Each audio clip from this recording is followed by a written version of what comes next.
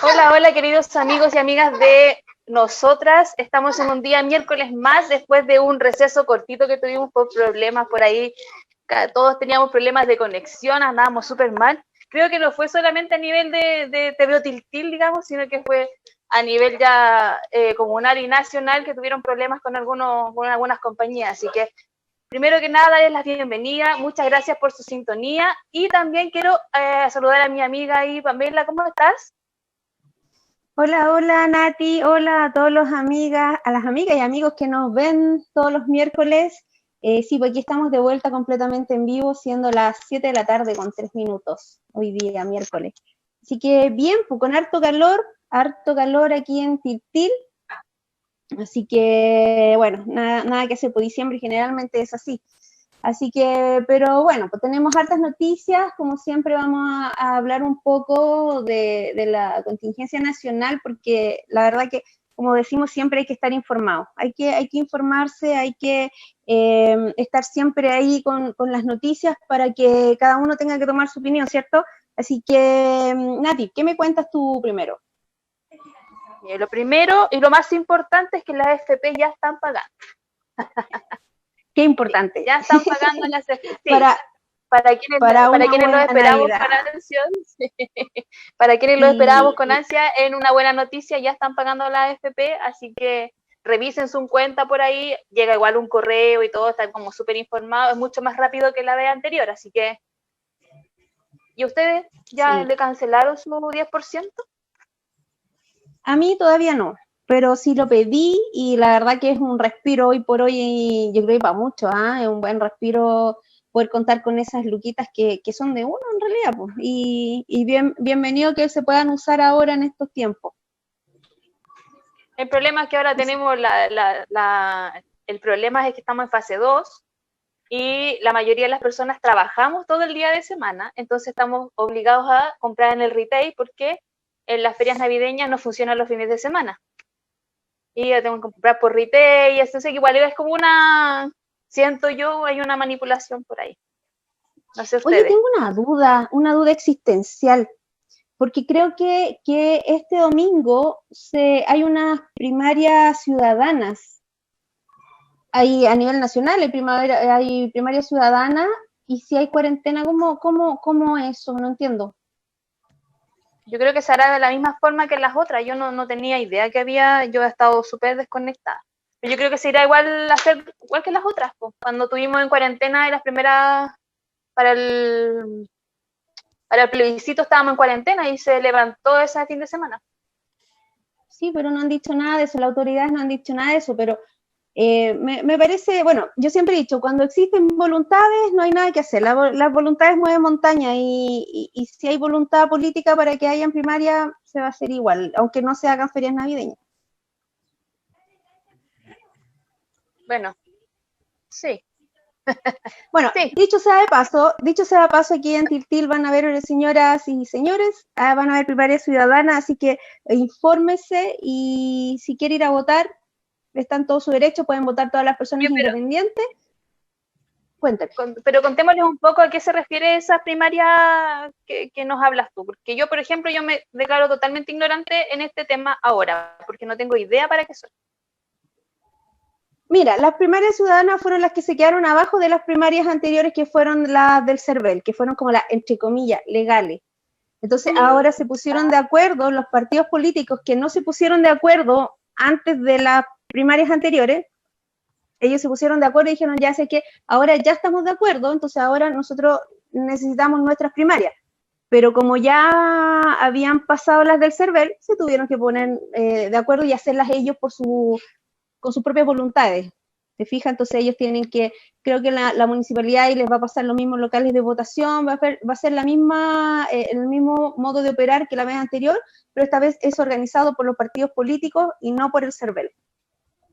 ¿Te fijas? Ah, ok. Entonces, Importante el dato igual, porque eso de la gente común y corriente como yo no lo sabía.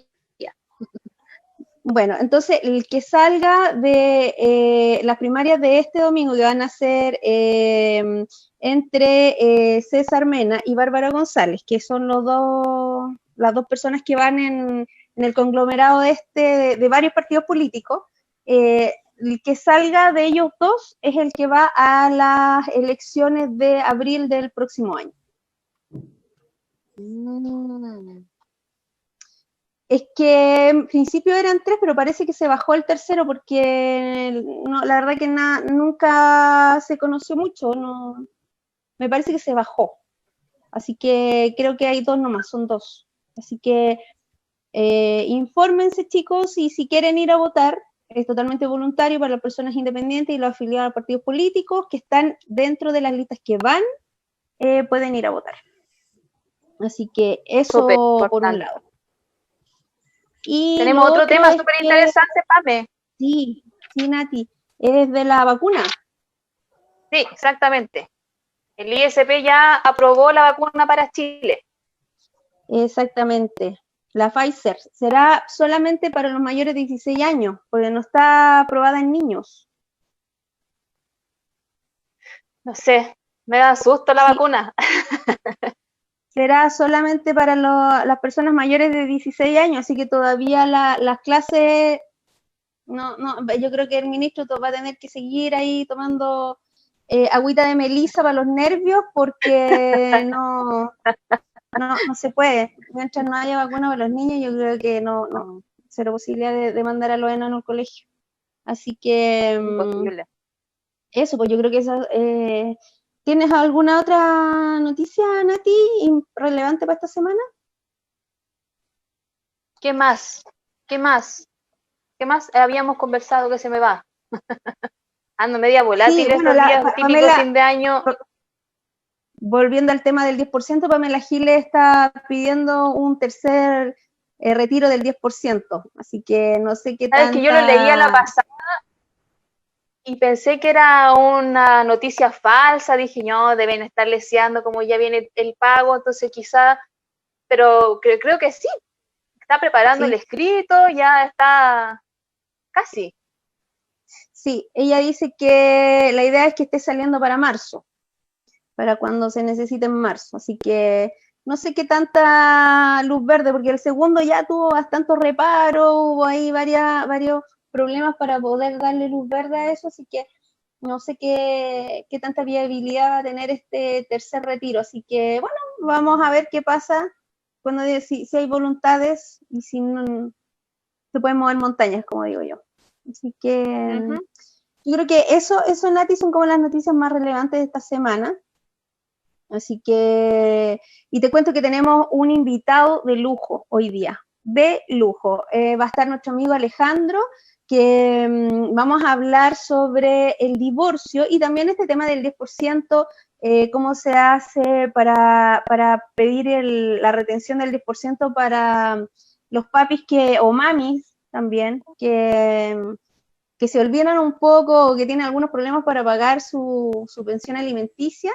Así que vamos a hablar de ese tema y también del tema del divorcio. Así que, chicos, no se separen. Volvemos en un instante con Alejandro y con todas sus dudas para que ahí las hagan llegar al Facebook Live.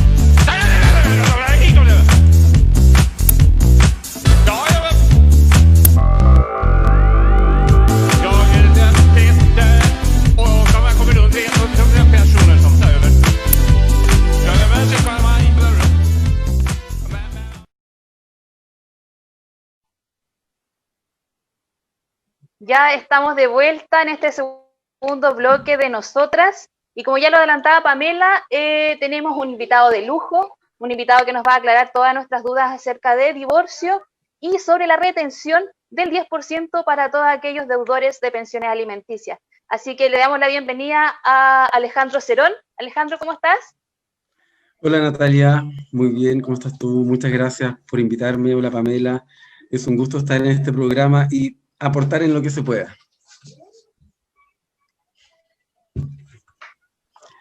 ¿Qué quieren saber? ¿Por dónde empezamos? ¿Pamela? Hola Alejandro, sí. Hola Pamela, qué gusto. Bueno, gracias por aceptar nuestra invitación y de verdad que es un agrado tenerte acá con nosotras. Oye Alejandro, pero ya entrando en materia, cuéntame, ¿cómo se hace para pedir la retención, o en qué caso se puede pedir la retención del 10%? Pongamos en el caso hipotético de un papá que se le olvide o que esté un poquito atrasado en el pago de sus pensiones de alimentos.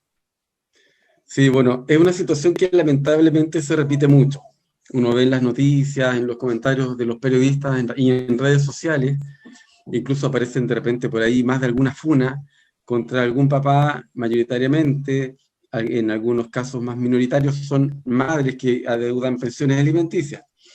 La buena noticia es que es muy fácil acceder como una medida cautelar, que se llama, a que el tribunal decrete que la AFP, a que está afiliado el deudor, debe retener de este 10% que el deudor pudiera intentar retirar, la cantidad necesaria para pagar lo que se adeude por pensión alimenticia.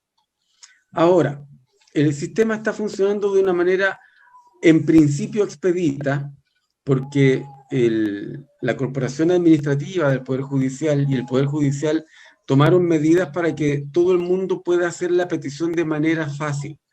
De hecho, basta tener la clave única para ingresar a la página del Poder Judicial, y en esta página inmediatamente aparece una ventana que es muy amigable, el sistema, donde se va guiando al usuario para que haga clic aquí, haga clic allá, y va a generar la petición de este 10%, o de la retención del 10%. ¿En qué consiste teóricamente y en qué consiste en un sentido más práctico? Ocurre que todas las veces que alguien le debe algo a otra persona, la persona acreedora, en este caso acreedor de alimentos, de pensiones alimenticias, puede pedirle al tribunal alguna medida de protección de su derecho. Es lo que se llama una medida cautelar. En este caso, la protección se va a pedir respecto del crédito de pensión alimenticia, aquella cantidad de dinero que el deudor, normalmente el papá, está adeudando. Primer problema teórico.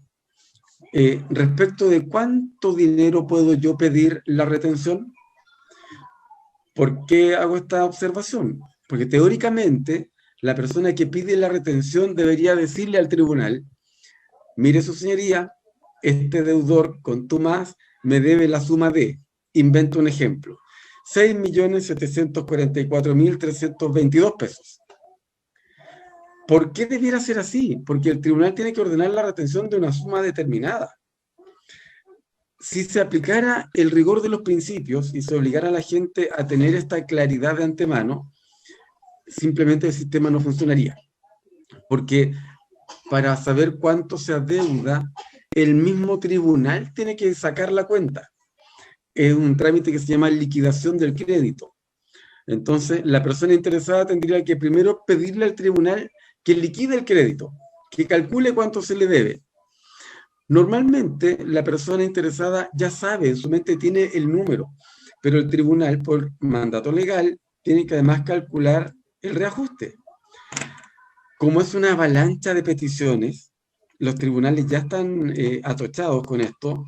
Si hubiera que primero liquidar el crédito, se tardaría tanto que la persona deudora gestionaría su 10%, lo retiraría, se gastaría la plata de nuevo, y el interesado o la interesada en retener esta cantidad simplemente se quedaría con nada. ¿Cómo lo resolvió el Poder Judicial? El Poder Judicial estableció este sistema que se llama trámite fácil. Yo siempre recomiendo que lo hagan con abogados, pero si no es posible, lo puede hacer el usuario directamente. Y como es una petición en un formulario que se rellena, el formulario ya viene con la petición adicional de que se liquide el crédito. Entonces voy yo, Alejandro Cerón, y pido que se retenga el 10% de mi cónyuge, puesto que me debe pensiones alimenticias, y además automáticamente queda pedida la liquidación del crédito. Entonces los tribunales de familia están dictando una resolución que es una respuesta que ya está estandarizada. Todos los tribunales dictan la misma resolución. Y dice más o menos así: atendida la verosimilitud del derecho invocado. ¿Qué será esto? Significa atendido que parece que sí. Me huele a que sí le deben plata. Y atendido el peligro en la demora, es decir, si yo tribunal me demoro en tomar las medidas del caso, la plata se va a hacer humo de nuevo. Atendido esto, dice el tribunal, accedo a que como medida cautelar la AFP, voy a inventar una, modelo, retenga de doña tanto tanto el 10% de sus ahorros previsionales. Y ojo, no es necesario que el cotizante efectivamente haya pedido el retiro de su 10%. La resolución dice que haya pedido o que eventualmente pueda pedir.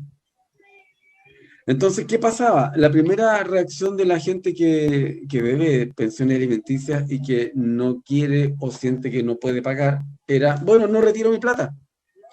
Bueno, aunque no la retire, ya la AFP va a haber recibido la orden del tribunal para que si el día de mañana o pasado o el próximo año, hay un plazo de un año, toma la decisión de retirarlo, perfecto, pero la AFP le va a retener el 10%.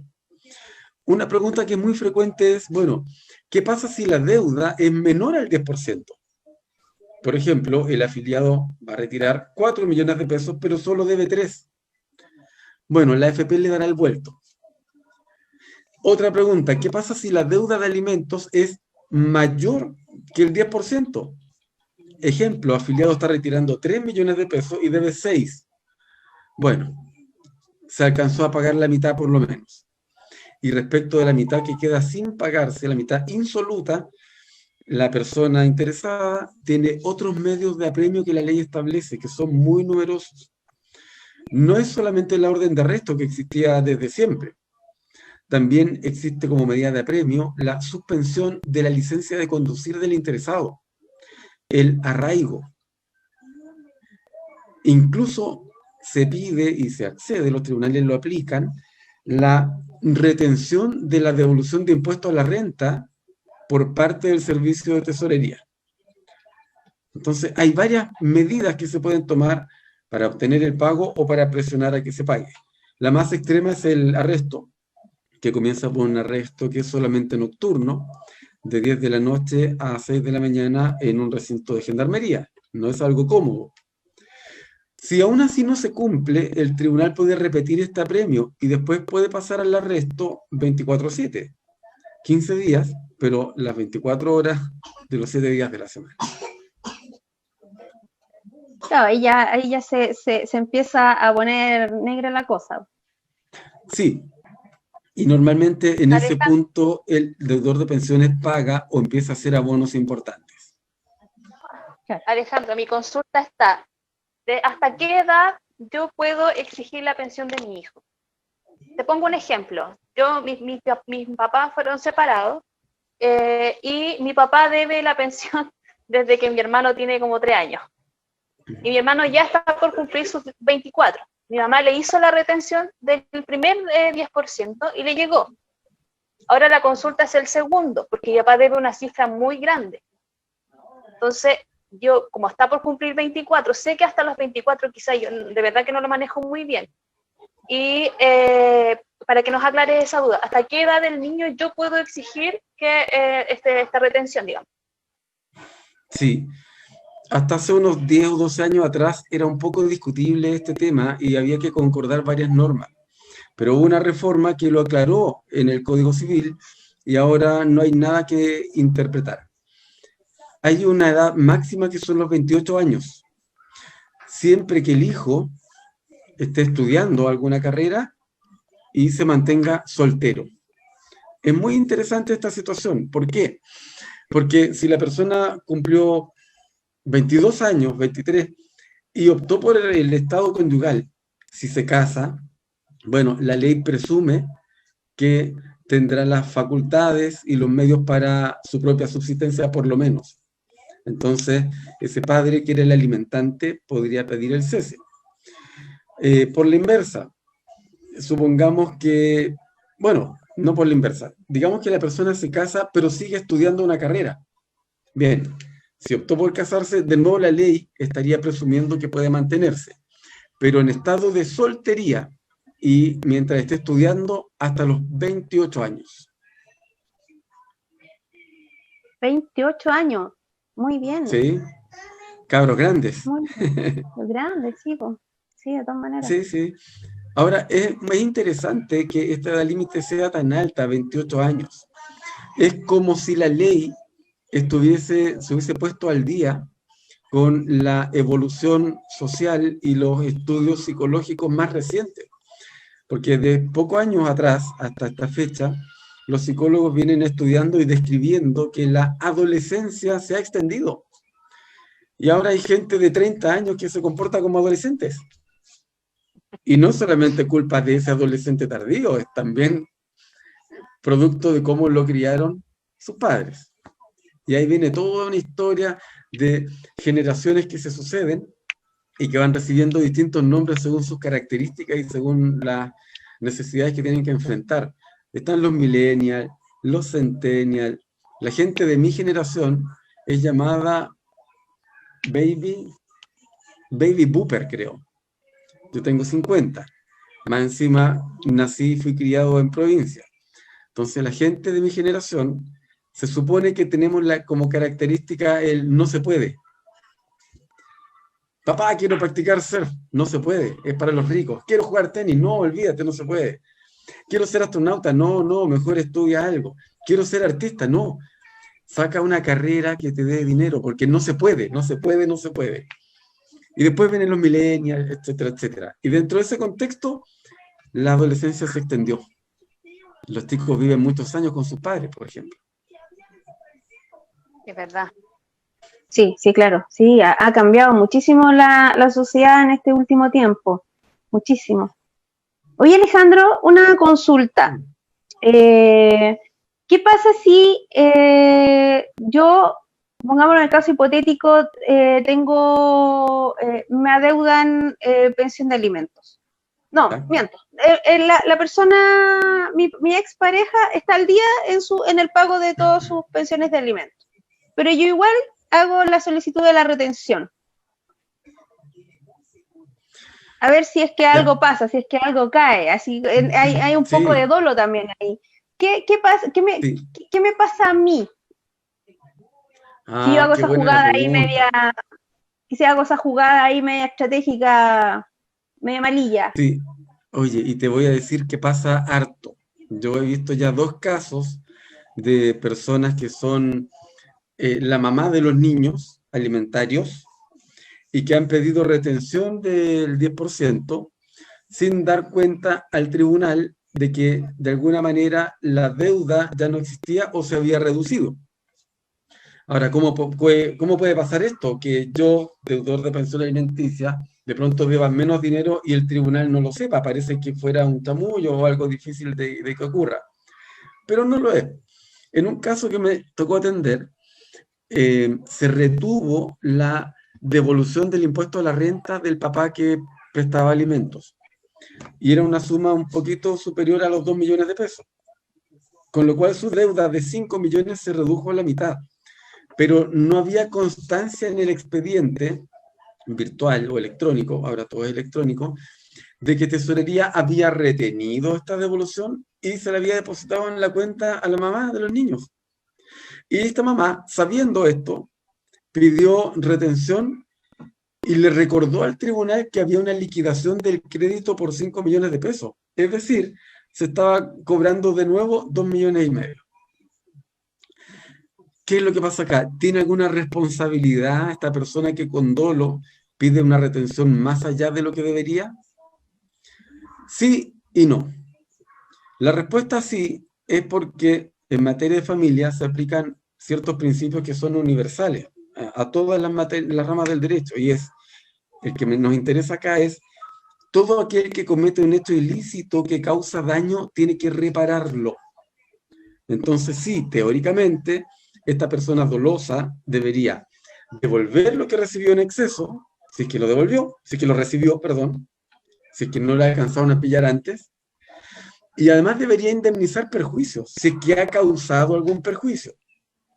Ahora, esto es una enunciación muy teórica, porque vuelvo al caso que me tocó resolver. Había un perjuicio en este padre que le estaban reteniendo de más, pasó un mal rato, tenía rabia, se sintió frustrado, se sintió abusado, sintió que su ex y que los tribunales le habían pasado la aplanadora por encima y se sintió discriminado. Pero este malestar alcanza como para pedir una indemnización de perjuicio. Si me preguntan a mí, yo creo que no, pero si le preguntan a él, claro, va a decir, demandemos indemnización de perjuicio. Bueno, ¿qué monto le vamos a poner a esta indemnización? Supongamos que la misma cantidad que le trataron de retener indebidamente. Ya, ese juicio para que él recupere 2,5 millones de pesos duraría, si lo hiciéramos, varios años. O sea, yo en honorarios tendría que cobrarle más de lo que él va a recuperar. Entonces, ahí viene la respuesta, no. En el hecho, no va a haber una responsabilidad que se pueda hacer efectiva contra la persona que maliciosamente retenga más de lo que le corresponde. Ahora, supongamos que recibió más plata de la que tenía que recibir y se la gastó. Es muy difícil incluso hacer que devuelva el dinero. A ver, para hacer una comparación, imagínate que tienes tú dada en arrendamiento una casa, el arrendatario se queda sin trabajo y deja de pagar las rentas. Bueno, el norte en ese procedimiento es sacarlo para que pueda volver a arrendar. Pero la expectativa de recuperar lo que te debe es muy difícil. Oye, pero no puede haber ahí un débito, algo, no sé, hay un exceso en el pago de las pensiones, entonces, no sé, pues yo estoy como con lo que pagué de más, por ejemplo, tengo un año pagado de pensión. ¿Hay alguna manera como de hacer cobro de ese dinero? Sí, hay dos maneras. Una en la que con muy buen criterio tú señalas, es hacerle presente al tribunal, mire, yo pagué en exceso. No porque yo quise, me retuvieron indebidamente, y si yo saco mis cuentas... Alejandro, ¿y si es eso lo tengo que hacer con un abogado? Sí, eso ya tiene que ser con abogado. Ya. No hay un formulario automático en la página del Poder Judicial. Entonces, si yo saco la cuenta y digo, mire, su señoría, resulta que con lo que me retuvieron en exceso ya tengo pagado hasta julio del próximo año. En consecuencia, suspendamos el pago de la pensión durante este tiempo. Jurídicamente no tiene ningún reparo este razonamiento. Pero ¿qué irá a decir el juez? El juez de familia debe resolver los conflictos orientado por un criterio superior, máximo, que se llama el interés superior del niño, niña o adolescente. Si yo hago el ejercicio de ponerme en el lugar del juez, estudio los antecedentes y digo, este pobre caballero tiene razón, le sacaron más plata. Pero si yo acepto tener por prepagado 6 meses, lo más probable es que esos niños no van a perder los niños, no va a perder la mamá o el papá si hubiera sido un papá el que ha retenido. Entonces, ese es un camino que se puede intentar. Pero hay también otro, que los tribunales, yo lo he ejercido no en temas de retención del 10%, sino que en juicios de alimentos, y que está en una antigua ley de pago de pensiones alimenticias.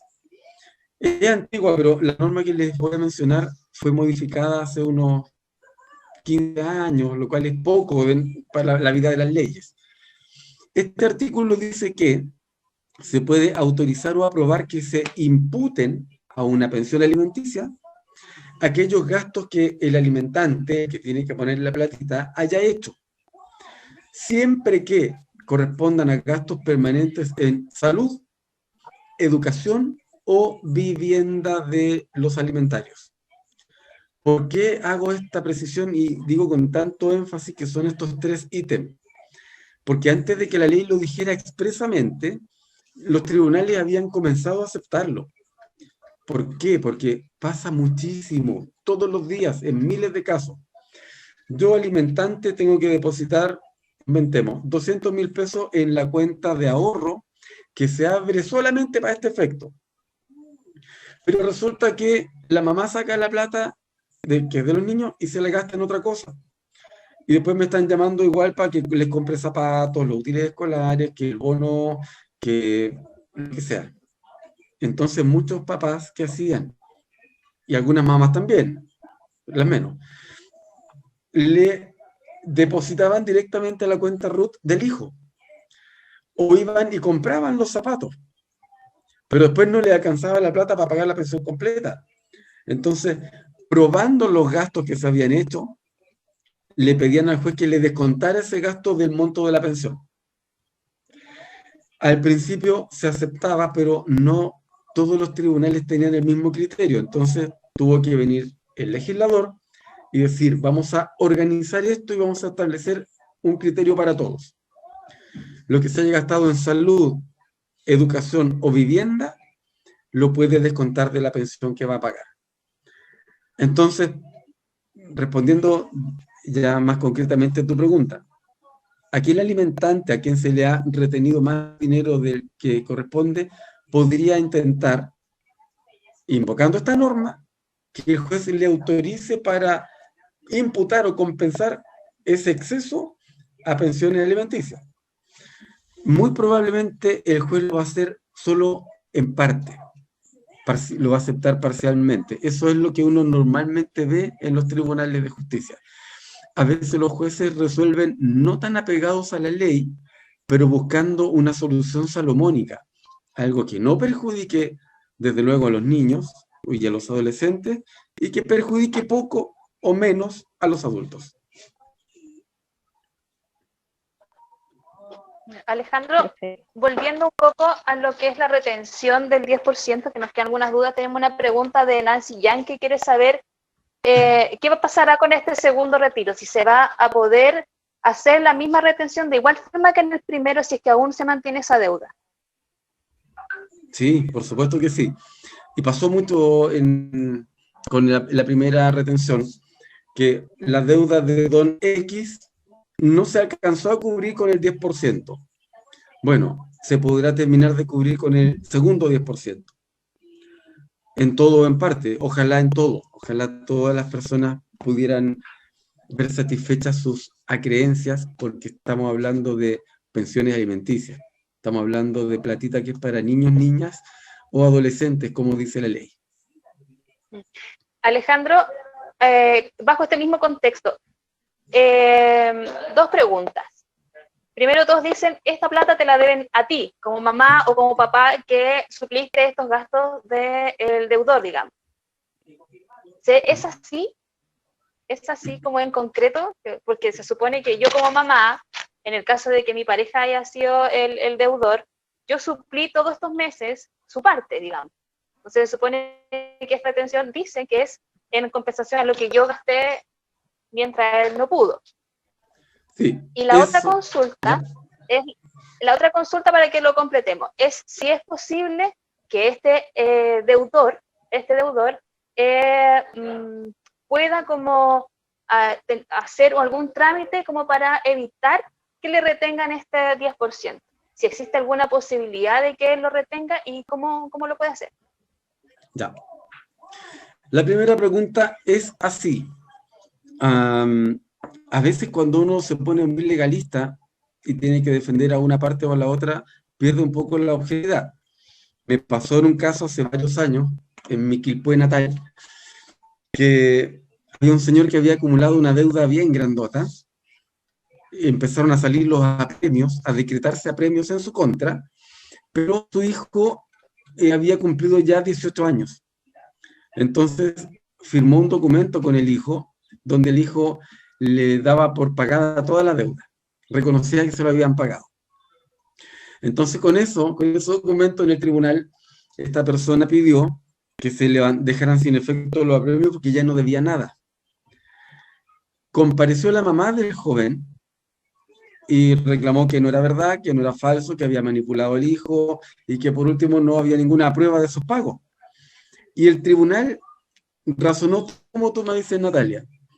El tribunal razonó, si bien el sujeto de derecho, el acreedor es el niño, en este caso el adolescente, y la deuda debiera figurar en el activo de su patrimonio, no es menos cierto que este joven vivió durante todo el tiempo que su padre no pagó. Por consiguiente, se hace evidente que esos costos de vida los asumió la madre. Y en estas consideraciones pasa a haber un crédito en el activo del patrimonio de la mamá para cobrarle al papá. Y el caballero tuvo que pagar igual. Así que es muy... muy bien. Ese razonamiento sí, porque es muy el gasto acertado. lo hizo, claro, el gasto lo hace. Evidentemente el gasto lo hizo la madre ahí en ese caso. Claro, claro. Alguien hizo el gasto, puesto que el niño no murió de hambre. ¿Y el niño con quién vivía? Con la mamá. Entonces, a no ser que el papá pruebe que él lo hizo, cae de cajón. En el caso de que, por ejemplo, no sé, pues estuviese a cargo de alguna tía, la abuela o algún otro familiar que haya estado a cargo, también pasa lo mismo, ¿no? Sí, sí. Es un poco más difícil ahí, pero a condición de que se pueda probar que fue la abuela o la tía quien lo mantuvo durante X tiempo, sí, a esa persona hay que restituirle lo que se haya gastado. Pero habían dos preguntas en la consulta de Natalia. La otra era con respecto a si el deudor podía hacer algo como para poder evitar la retención. Digamos. Buscando la patraña, la Natalia ahí. Claro. No, pero no. Es que hay personas muy inteligentes, muy pillas, ¿no? Está bien. Y que hay que ponerse en todos los casos. Sí, hay que ponerse en todos los casos. La respuesta es no, porque la manera como se hace en la práctica es que se pide como medida cautelar. Y el tribunal, para prevenir un daño, para prevenir que esta platita se haga humo, decreta, desde luego, que se haga la retención por parte de la AFP. Decretado por el tribunal, lo único que puede hacer este deudor para liberar sus fondos es pagar o probar que ya había pagado. Pero mientras no genere esa prueba, no va a liberar su platita. Me parece perfecto. Súper. Muy bien. Súper. Ahora, hay cosas más terribles aún que pasan. Con el primer retiro del 10%, hubo mucha gente que fue amenazada porque se atrevió a ejercer su derecho a pedir la retención. Y claro, no se puede esperar mucho de alguien que de mala fe no paga en el momento en que lo van a obligar a pagar a partir de un dinero que considera propio y que quiere aplicar a sus propias necesidades. Ahora, quien amenaza a otro con provocarle un daño que sea un delito, es decir, te voy a matar, te voy a sacar un ojo, te voy a golpear, incurre en un delito. Amenazar a alguien de manera seria y además verosímil, o sea, creíble, es un delito. Entonces, cuando esto suceda, hay que denunciar y generar la reacción del Poder Judicial, que se decreten medidas cautelares. Oye, Alejandro, pero en todo orden de cosas, o sea, si un vecino, un amigo o alguien me cae en amenazas, también puedo hacer el mismo conducto regular, ¿no? Sí, siempre se puede hacer la denuncia por una amenaza injusta de un tercero, quien sea, pariente, no pariente, extraño, siempre. Ahora, la pena que la ley le asigna al delito de amenaza es baja, parte de 61 días, Es decir, si la persona es condenada y no tenía condenas antes, va a quedar firmando, como se dice, es decir, va a cumplir su pena en libertad. Pero hay situaciones en que la pena es agravada. Por ejemplo, si yo te amenazo, te digo, Pamela, te voy a cortar una mano, a no ser que me transfieras tu auto. Cuando la amenaza va orientada a obtener un beneficio indebido, la pena es mayor. Hay parte de 541 días, estamos hablando de 1 año y medio. Entonces, no es algo tan ligero. Es un delito, es decir, es una conducta que la ley castiga con una sanción penal, y en mi experiencia en tribunales, el Ministerio Público es bastante eficaz en investigar y perseguir este delito. Ahora, normalmente uno no quiere que al que lo amenazó lo metan preso, uno quiere que no lo amenacen nunca más y que no cumpla su amenaza.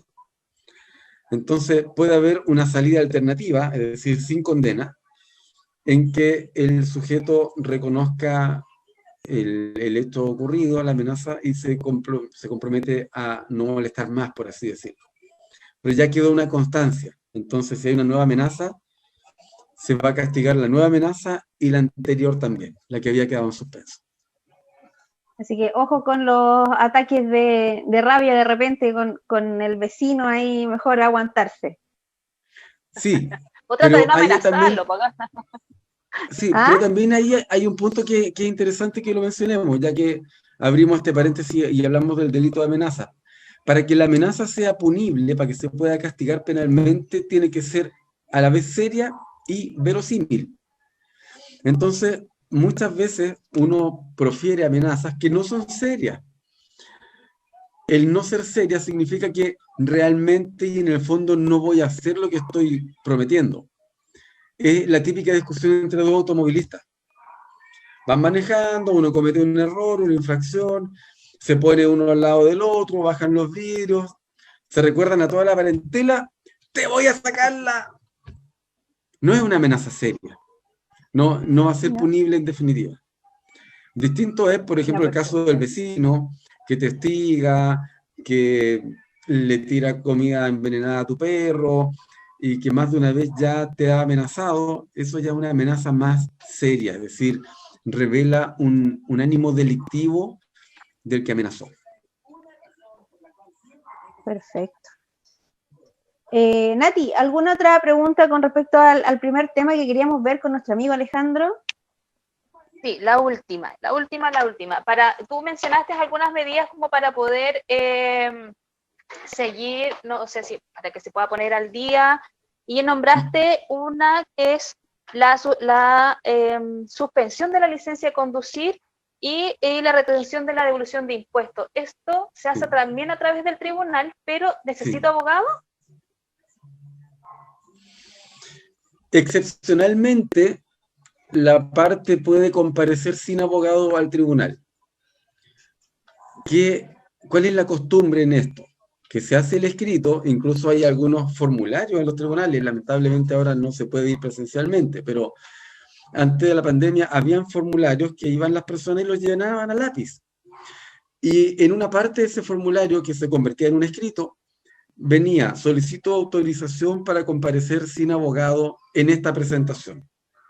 Entonces, excepcionalmente se puede, pero es recomendable siempre asesorarse, porque si no, la persona comete errores que van a demorar más su trámite en vez de apurar. El problema es que el abogado normalmente cobra, y algunos son caros. Entonces, si voy a pagarle, voy a inventar, si voy a pagarle 200.000 pesos a este abogado para que me consiga de vuelta 300, significa que voy a tener un margen de 100 para mí y no sé cuánto me voy a demorar. Entonces muchas veces la gente opta por ir sola al tribunal, pero siempre es mejor la asesoría, es más ágil. Ok, y sí, la última. Es un terreno un poco desconocido para el común de los cristianos, el tema de los tribunales y todo eso. Sí, está lleno de ritualidades y cosas.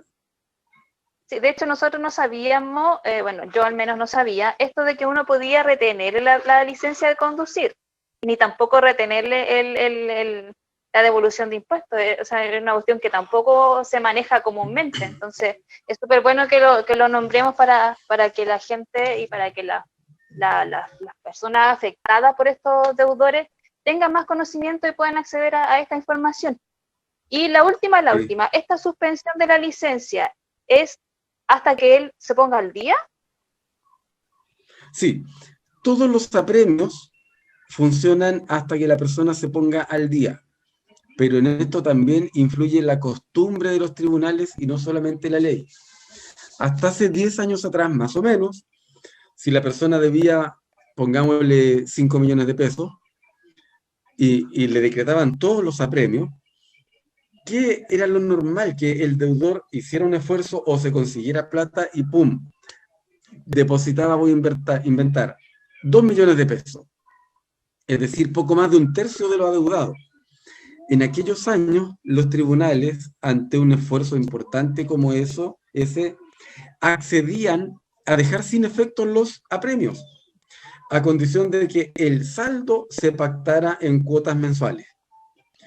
Recientemente, digamos desde hace unos 5 años atrás, los tribunales son reacios a suspender las medidas de apremio y normalmente las mantienen hasta que se ha pagado todo o la gran mayoría de lo adeudado. Ahora, hay un antiguo dicho que dice: no me digas qué ley, sino que dime qué juez va a resolver. Cada tribunal tiene su criterio distinto, dentro de algunos márgenes. Pero la respuesta en general es esa. En términos generales, el apremio se mantiene hasta que se paga todo. Ok, súper, nos quedó clarísimo, clarísimo, clarísimo. Y ahora nos vamos a otro tema, referente a lo mismo quizás, o derivado de lo mismo, pero nos vamos a otro tema, ¿cierto, Pamela? Sí, claro. Hay otro tema que nos gustaría conversar contigo, Alejandro, y es el tema del divorcio. Bueno, ya tenemos hace algunos años la ley de divorcio en Chile y yo me separo. ¿Qué tengo que hacer? ¿Cómo son los pasos a seguir? Es muy duro divorciarse. Bueno, ya hay un costo emocional, pero me refiero como en el trámite mismo. Cuéntanos, ¿cómo pueden hacer las personas para poder regularizar este estado civil? Correctísimo. Bueno, lo primero que hay que tener presente es que el divorcio en Chile es considerado a la vez como un castigo y a la vez como un remedio. ¿A qué me refiero yo? Cuando la convivencia se ha roto de manera irreparable, no tiene sentido que la ley trate de obligar a dos personas a seguir juntas, a continuar con un proyecto de vida que ya se rompió. En ese caso se habla de divorcio remedio. ¿Y cuándo ocurre esto? En el caso que tú señalas, Pame, de la separación. Se produce una separación de hecho, cada uno parte por su lado, rehacen sus vidas, tienen nuevas parejas, tienen nuevos hijos incluso. No se justifica mantener el vínculo matrimonial. Entonces, en ese caso, la causal del divorcio que se menciona es el cese efectivo de la convivencia. ¿Por qué hablé yo también de una sanción? Porque hay personas que lamentablemente se han vinculado con otras personas que no les dan buena vida, que son directamente malvados, perversos, que caen en ciertos vicios que hacen insoportable la vida en común. La violencia de género todavía es, pero pan de cada día en nuestra sociedad. Nosotros que nos creíamos tan avanzados, y en los últimos años, como que se levantó la alfombra y empezamos a mirar la basura que teníamos escondida, pero que no estaba resuelta. Entonces, si una persona, hombre o mujer, ojo, también hay mujeres agresoras, agrede gravemente, físicamente o psicológicamente al otro, el otro puede poner remedio a esta situación pidiendo el divorcio. En resumen, a ver si me pongo un poco latero, el divorcio puede ocurrir cuando haya algún atentado, o mejor dicho, un incumplimiento de un deber del matrimonio, siempre que haga intolerable la vida en común. Ejemplo, persona muy infiel. Ejemplo, persona muy adicta al alcohol o a las drogas. ejemplo, persona que maltrata física o psicológicamente. Antiguamente, ahora no pasa tanto, pero antiguamente los viejos se ponían a tomar y se perdían 3 semanas. Se iban 3 semanas de juerga y después volvían y la pobre señora los tenía que atender igual. Bueno, ese tipo de hechos son incumplimientos a los deberes del matrimonio y la persona que se siente afectada puede demandar el divorcio. Pero normalmente se recurre a la otra causal, que es el cese efectivo de la convivencia. Su señoría, hemos vivido separados más de un año. Cuando se concurre de común acuerdo, van en un solo escrito al tribunal a pedirlo, basta un año de cese de convivencia. Pero a veces uno de los dos es porfiadito y no quiere darle el divorcio al otro. En este caso, aquel único cónyuge que quiere terminar el vínculo, lamentablemente tiene que completar 3 años de cese efectivo de la convivencia. Y en tanto pueda probar que han estado separados durante ese tiempo, va a obtener una sentencia de divorcio. No sé si respondí tu pregunta. Sí, sí, claro. Sí, no, está perfecto. Y entonces, yo para poderme divorciar, y al igual que el tema que hablábamos anteriormente, tengo que contratar a un abogado para poder hacer todo este trámite. Sí, sí, hubo un tiempo cuando debutaron los tribunales de familia en que la regla general era que la gente podía ir sin asesoría de abogado y el sistema se saturó y no pudo avanzar más porque las cuestiones de derecho, las cosas legales son muy técnicas. Entonces yo no me autoopero el cerebro si necesito un neurocirujano. Tampoco me hago un trasplante de córnea yo mismo, voy donde el oftalmólogo, un cirujano especialista. En materias legales es lo mismo. Entonces sí, la ley tuvo que echar pie atrás y la regla general volvió a ser la de siempre, se requiere de asesoría de abogado. Alejandro, consulta, ¿qué pasa con los bienes y con los hijos? Esa pregunta es muy buena y es difícil de responder en pocos minutos. ¿Qué pasa con los bienes? Va a depender de cuál era el régimen de bienes del matrimonio. Es decir, ¿teníamos sociedad conyugal? ¿Teníamos separación total de bienes? ¿O teníamos este otro régimen que debutó por ahí por el año 90 y tanto en Chile, que se llama participación en los gananciales? Bueno, habiendo divorcio, significa que el vínculo matrimonial se disuelve. Dejamos de ser cónyuges. ¿Y qué pasamos a ser? Extraños, patrimonialmente hablando. Mi estado civil va a ser de divorciado, pero en relación a mi excónyuge estoy desligado. No tiene sentido que haya un régimen de bienes del matrimonio si dejó de haber matrimonio. Entonces, ¿qué va a haber que hacer?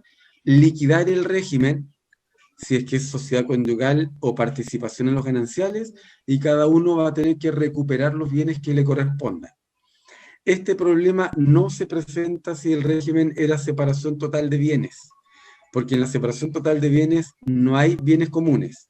Me compré un auto y lo puse a mi nombre, es mío, antes y después del divorcio. Compramos un departamento y lo pusimos a nombre de mi señora, por la razón que sea, antes y después del divorcio es de ella.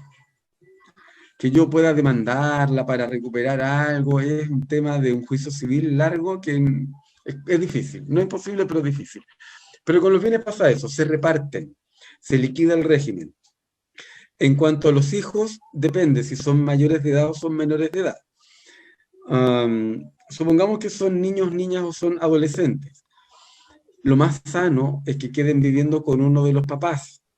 Algunos matrimonios cometen el error de repartirse los hijos. Entonces le agregan a los niños el trauma de ver la familia que se desmorona, le agregan el trauma de que se separan de sus padres, de sus hermanos. El estrés. Pero bueno, la situación normal es que el 1, 2, 3, 4, 5 niños van a quedar con uno de los padres. Estadísticamente hablando, lo que más se repite es que quedan con la mamá. Bueno, cuando yo tramito mi divorcio, debo pedir que se regule también mi pensión alimenticia que voy a pagar, el régimen comunicacional, que antiguamente se llamaba derecho de visitas, es decir, en qué medida, con qué intensidad y con qué frecuencia yo me voy a vincular con mis hijos.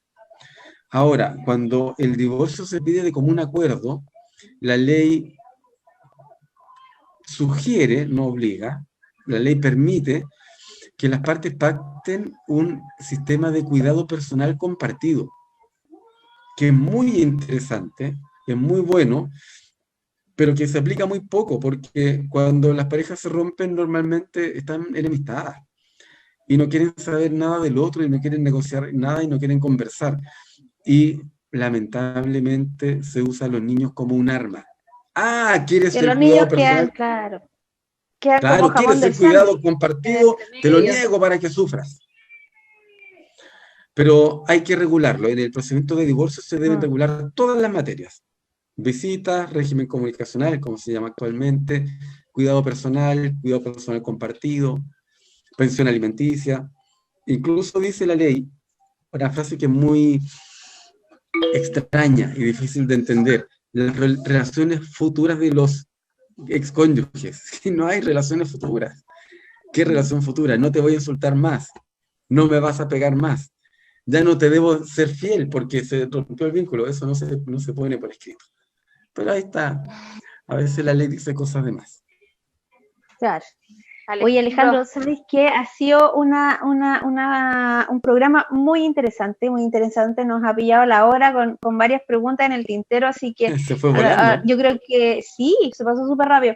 Yo creo que a lo mejor vamos a seguir en enero tocando temas de familia, te queremos dejar invitado desde ya, así que bueno, yo me aprovecho de despedir al tiro para darle el pase a Nati y después Nati te da el pase a Alejandro para despedirnos. Yo, por mi parte, desearles una feliz semana, cuídense mucho, tomen todas las medidas, no se descuiden, usen todas las medidas de seguridad. Miren que esto todavía no hemos salido y todo lo contrario, estamos ahí en el ojo del huracán todavía con el tema del COVID, así que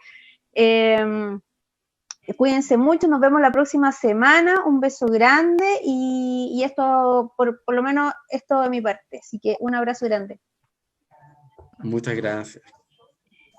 Sí, Alejandro, queremos agradecerte muchísimo que hayas participado en nosotras hoy y claro, como dice Pamela, estás invitadísimo para una segunda parte porque nos quedaron hartas preguntas en el tintero y nada, pues también despedirme.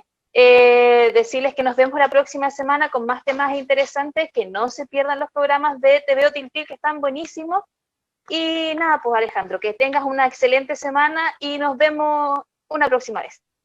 Muchas gracias por la invitación, todas las veces que quieran. Un abrazo para todos. Ok, nos vemos el próximo miércoles, adiós. Chao, chao. Toda la información de primarias en TVO Tiltil.